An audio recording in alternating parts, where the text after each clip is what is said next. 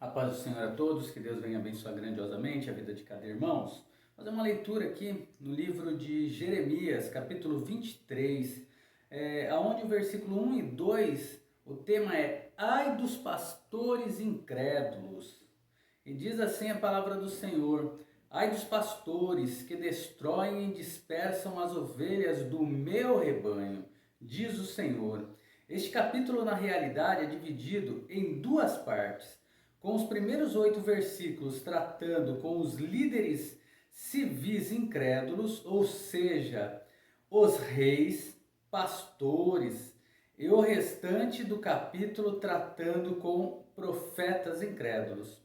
E, portanto, assim diz o Senhor, o Deus de Israel, contra os pastores que apacentam o meu povo. Vós dispersastes as minhas ovelhas, e as afugentastes, e não as visitastes. Eis que eu visitarei sobre vós a maldade de vossas ações, diz o Senhor. O Senhor, o Deus de Israel, contra os pastores, refere-se ao Senhor como grande pastor de Israel, com os reis sendo como subpastores. Por causa dos pecados deles, ele se coloca contra esses pastores, porque eles não apacentam o meu povo. O versículo 3 é a restauração sob o Messias, aqui o tema.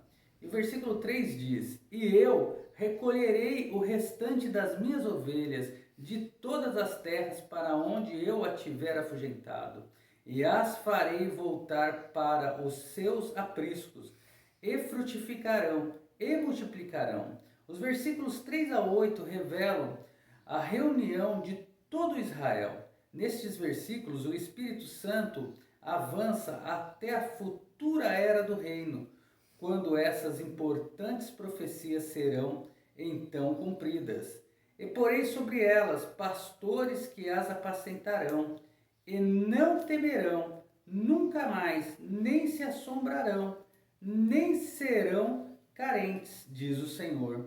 Esses pastores sob os mesmos pastores do versículo 1. E eis que vem dias, diz o Senhor, em que levantarei a Davi um renovo justo, e sendo rei, reinará e prosperará, exultará juízo e praticará a justiça na terra.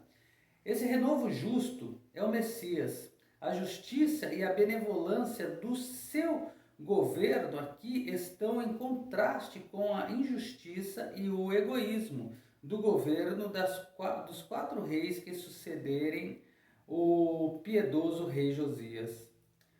O belo título, o renovo, é dado a ele 4 vezes no Antigo Testamento. Deste modo,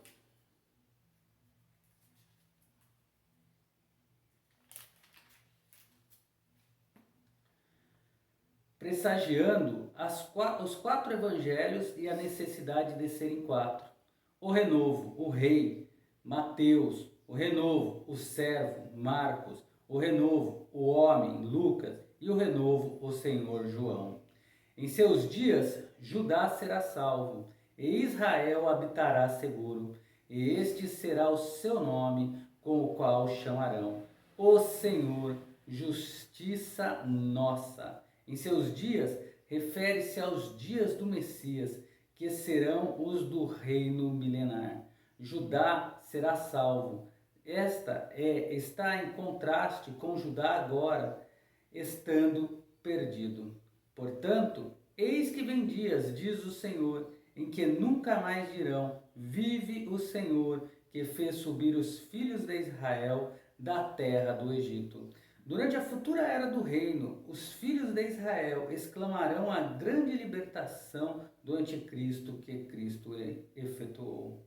Mas vive o Senhor, que fez subir e que trouxe as descendências da casa de Israel, da terra do norte e de todas as terras para onde os havia arrojado, e habitarão na sua terra.